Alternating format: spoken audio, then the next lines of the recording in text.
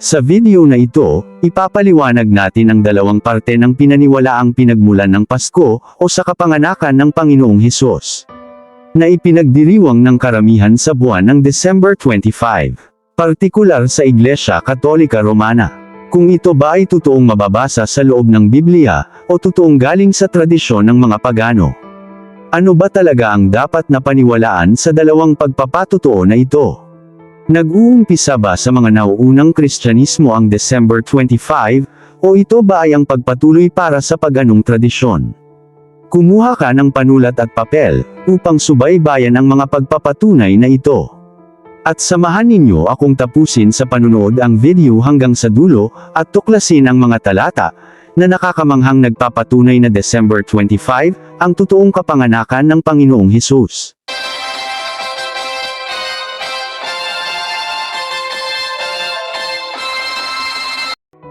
Noong bago pa lamang akong nag-aral sa doktrina ng simbahang Katoliko, maraming beses na akong nakakarinig ng tanong na ito, kung totoo ba talaga na ika-25 ng Disyembre isinilang si Kristo.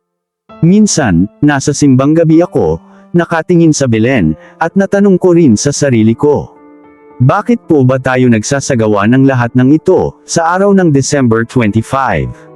Ngunit pagkatapos ng maraming taon ng pag-aaral at personal na karanasan, mas nakakasiguro ako kaysa dati. Hindi lang dahil sa simbahan ang nagsabi kundi dahil ito ang araw na nagbigay ng kahulugan sa aking buhay bilang Katoliko. Kaya sa karanasan na ito, ay malugod kong ibibigay ang oras para sa pagbabahagi ng natitiyak kong isang katotohanan tungkol sa araw ng Pasko. Unang-una, may gusto akong linawin sa video na ito. Para sa akin, kung hindi sila naniniwala sa mga pagpapatunay na ganap sa mga petsang ito ang kapanganakan ni Kristo, ay mayroon pang pinakamahalagang katotohanan, at mas makabuluhan, kaysa sa katotohanang kalendaryo. At yan ay ang tinawag na kasaysayan o tradisyon, na ang kapanganakan ng Panginoong Hesus ay sa buwan ng December 25. Ngunit ayon sa mga kumakalat na balita, mula sa mga kapatid nating Protestante tungkol sa araw ng Pasko, ay dapat umano na malaman, na ang Iglesia Katolika ay hindi nakakatiyak na ang December 25, ay ang araw ng kapanganakan ng Panginoong Hesus. Kundi, ipinagdiriwang lamang nila ito, sa pamamagitan ng pagpili ng buwan ng December, ngunit walang tiyak na araw ng kanyang pagsilang. Pero para sa akin, at para sa maraming Katoliko, ang buwan ng Disyembre, ay hindi lamang panahon ng pag-aalala ng kanyang kapanganakan, kundi ito ay isang sagisag ng kanyang pagdating bilang tagapagligtas. Ayon naman sa mga Protestante, totoo na ang Biblia, ay hindi nagtatalaga ng eksaktong araw ng pagsilang ni Kristo. Sinabi nila, na ang Ebanghelyo, ay nagsasalita tungkol sa mga pastol na nagbabantay ng kanilang tupa sa panahon na ito, at dumating sa Belen, pero walang ika-25 ng Disyembre na nakasulat. Noong una, nakakabigat ito para sa akin.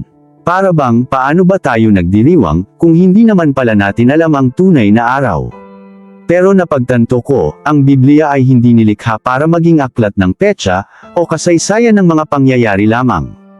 Ito ay aklat ng pananampalataya. Ang mahalaga, ay hindi kung kailan siya isinilang, kundi na isinilang siya para iligtas tayo mula sa kasalanan. Ang pangalawang punto na nakita ko, ay ang pananaw ng mga Protestante, tungkol sa paganong tradisyon, na nahahawa umano sa Katoliko. Ayon sa kanilang pahayag, bakit ika-25 ng Disyembre ang pinili ng simbahang Katoliko, upang gawing araw ng pagdiriwang ng araw ng kapanganakan ni Hesus?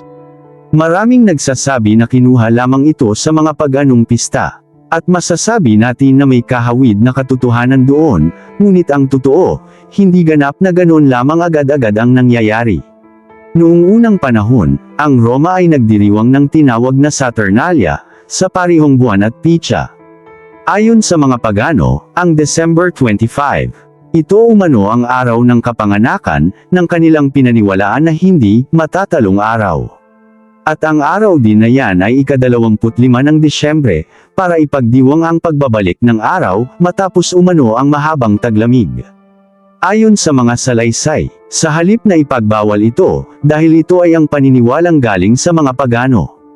Ang simbahang Katoliko naman ay ginamit ang araw na ito para sa pag-alaala ng kapanganakan ni Kristo.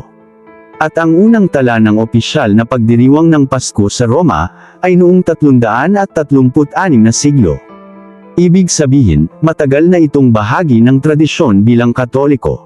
Subalit, hindi lahat ng Katoliko ay lubos na naniniwala sa ika-25 ng Disyembre. At mayroon din namang ibang mananampalataya na naniniwala na sa Marso o Abril o iba pang buwan isinilang si Kristo. At base sa salaysay na ito, para sa akin, ang ika-25 ng Disyembre ay ang kaarawan ni Kristo, hindi dahil sa tiyak na tala sa kasaysayan kundi dahil sa simbolismo nito. Sa pamamagitan ng mga tradisyon na mula sa mga apostol. Habang ang ilan namang mga fundamentalista ay iginiit na ang Pasko ay isang Christian mask lamang para sa pagano na pagdiriwang. Ang sagot naman ng Katoliko na ang ika-25 ng Disyembre na pinaniniwalaan ng mga Kristiyano ay nakabatay sa simbolong teolohiko at hindi galing sa tradisyon ng mga pagano. At pinatunayan na sa mga dokumento ng nauunang mga Kristiyano tulad ng chronograph ng 354 na siglo. Ay nagre-record na ang Pasko na pagdiriwang sa ika-25 ng Disyembre ay matagal na bago lumitaw ang mga paganong Solstice Festival. Ngayon, narito ang pangalawang uri ng paliwanag tungkol sa ika-25 ng Disyembre. Dapat nating tandaan na hindi rin naman maaring sabihin na walang buwan o petsa ng kapanangakan ng Panginoong Hesus dahil totoo namang ipinanganak siya sa Birheng Maria. Maraming pagkakataon na rin na pinatunayan ng Iglesia Katolika Romana ang ika-25 ng Disyembre sa pamamagitan ng Biblia. Ngunit para sa mga anti-Katoliko, hindi ito ang tiyak na petsa o buwan. Kaya ang mga tagapagtanggol ng simbahang Katoliko ay gumamit ng mga talata mula sa Biblia upang ito ay patunayan. At ang pagpapatunay na ito ay ang nagbibigay linaw na ang ika-25 ng Disyembre ay hindi lamang pinili ng Iglesia Katolika upang bigyang alaala ang araw ng kapanganakan ni Kristo. Kundi ito ay nagpapatunay na nasa tiyak na pamamahayag ang aral ng Katoliko na talagang ika-25 ng Disyembre ang kapanganakan ng Panginoong Hesus ayon mismo sa mga talata ng Biblia. At mapatunayan na ito ay magkakatulad lamang sa buwan at pitsa ng pagano na pagdiriwang. Sinikap kong gawing madaling maintindihan ang mga pagpapatutuo na ito bilang biblical na araw ng kapanganakan ni Kristo. At sa punto na ito, inaanyahan ko na talasan ninyo ang inyong pakikinig. At kung maari ay masubaybayan ang bawat talata na ating banggitin, kaya ayon sa sinabi natin na mas mainam na kumuha ng panulat at papel. Upang matutuklasan ang pagpapatunay na sa ika-25 ng Disyembre talaga ang tiyak na kapanganakan ni Kristo, ayon sa mababasa. Unang-una, mula noong ika-16 ng Abril taong 1904 hanggang sa ika-18 ng Marso taong 1985. Isang nagngangalang Merrill Chapin Tenney. Siya ay ang Amerikanong propesor ng bagong tipan at may akda ng ilang mga libro. Siya ay nagsilbing pastor ng isang baptistang simbahan na nagturo ng Biblia at teolohiya sa mga paaralang Kristiyano. Isa sa mga aklat na kanyang isinulat ay ang pinamagatang Handy Dictionary of the Bible sa pahina 32, na nagpapatutuo na sa kalendaryo ng mga Hudyo, ang buwan ng September sa Gregorian calendar ngayon ay tinawag na Tishri. Ang buwan ng Tishri ay ang ika-7 buwan sa kalendaryo ng mga Hudyo, samantalang sa Gregorian calendar ngayon, ang Tishri ay tumama sa buwan ng September. At ang kanilang pagbibilang ng araw ay nag-uumpisa ito sa alas 6 ng gabi. Ibig sabihin, pagka ang oras ay alas 6 na ng gabi, yan ay ibang araw na sa pamamagitan ng pagpapakita ng bituin.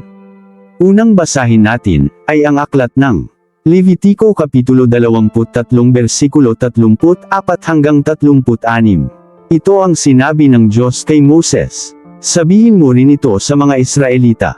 Mula sa ika-15 araw, ng ika-7 buwan, magsisimula ang pista ng mga Toda. 7 araw ninyo itong ipagdiriwang. Sa unang araw, magkaroon kayo ng banal na pagtitipon, at huwag kayong magtatrabaho. 7 araw kayong maghahandog kay Yahweh ng handog na pagkain. Ibig sabihin, Ang paghahandog ay mag-uumpisa sa petsa 15 sa buwan ng Tishri, na ayon kay Meryl Tini, ay ang buwan ng Setyembre ngayon. At ito ay umabot sa loob ng 7 araw. Kaya mula sa petsa 15, ito ay magtatapos sa petsa na 22 sa buwan ng Tishri o September. Ngayon, punta naman tayo sa bagong tipan. Ang konsepto sa paghahandog na ito noon sa panahon ni Moses ay umabot hanggang sa bagong kasulatan, sa panahon ni Zacarias na asawa ni Elizabeth. Ayon sa mga talatang ito, ng Ebanghelyo ni Lucas, dumating na naman ang buwan ng Tishri, o Septembre, kung saan nakatakda ang paghahandog para sa Diyos. At ang napili ay si Zacarias bilang pari. Sa pagkakataon na ito, sinabi ng anghel kay Zacarias, na si Elizabeth na kanyang asawa, ay magdadalang tao.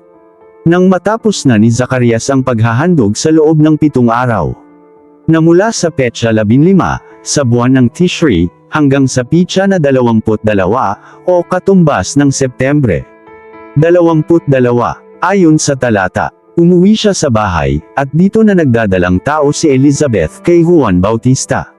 Ibig sabihin sa petsa 23 ng Septembre nag-uumpisa ang bata sa sinapupunan ni Elizabeth. Kaya magbibilang naman tayo, mula sa October 23, ay ang pagkaisang buwan ng bata sa kanyang tiyan. Mula naman sa October 23, magbibilang naman tayo ng 6 na buwan, bago pa naglilihi si Birheng Maria kay Jesus. Bilangin natin, October 23, November 23, December 23, January 23, February 23, March 23. Malinaw na sa March 23, ay ang pitsa, na naglilihi ang Birheng Maria, dahil ayon sa Biblia, 6 na buwan ang pagitan nila ni Juan Bautista. Kaya ang pagbubuntis ni Birheng Maria, ay sa buwan ng ika-23 ng Marso sana. Pero, ayon sa kultura ng mga Hudyo, ito ay sunod na araw na, dahil nagpapakita ang anghel sa oras na 6:00. Kaya ang wastong petsa ng kanyang paglilihi ay sa ika-24 ng Marso. Kaya, mag-uumpisa na naman ang pagbibilang ng pagkaisang buwan, sa bata sa tiyan ni Birheng Maria, ay sa buwan ng April 24. At huwag nating kalimutan na si Kristo, ay ipinanganak na katulad din natin ng 9 na buwan, mula sa sinapupunan ng Inang Maria. Ito ang sinabi ng Galatia Kapitulo 4 versikulo 4. Ngunit nang sumapit ang takdang panahon, isinugo ng Diyos ang kanyang anak. Isinilang siya ng isang babae at namuhay sa ilalim ng kautusan. Kaya mula sa April 24, magbibilang naman tayo ng 9 na buwan bago ipinanganak si Jesus. April 24, May 24, June 24, July 24, August 24, September 24, October 24, November 24, December 24, at sa buwan at petsa na ito, ay isinilang na ang Panginoong Hesus, at tiyak na alam mo na kung bakit sa ika-24 ng Disyembre tumama, at hindi sa ika-25 ng Disyembre. Dahil siya ay isinilang sa 12:00 na ng gabi. Kaya kabilang na ito sa ibang araw na walang iba kundi ang ika-25 ng Disyembre. Walang labis at walang kulang, ito ang lihim na katotohanan tungkol sa Pasko, na pinagdiriwang ng mga Katoliko at nagpapasaya ng bawat tao sa buong mundo. Katotohanan na mismo sa loob ng Biblia makikita, ayon sa hinahanap ng mga Protestante na pagpapatotoo. Ngunit kung kayo po ay hindi talaga maniniwala sa biblical na pagpapatunay na ito, maari po naman kayong gumawa ng sarili ninyong buwan at petsa, para sa kapanganakan ng Panginoong Hesus. Ngunit kung ako sa inyo, paniwalaan nyo na po ang ika-25 ng Disyembre, na araw ng kapanganakan ng ating mahal na Panginoon, alang-alang po sa Christmas na bunos nyo. Sana po may napulot tayong aral sa video na ito po si Kuya Tem. Ang inyong lingkod sa pangalan ng Ama, ng Anak, at ng Espiritu Santo.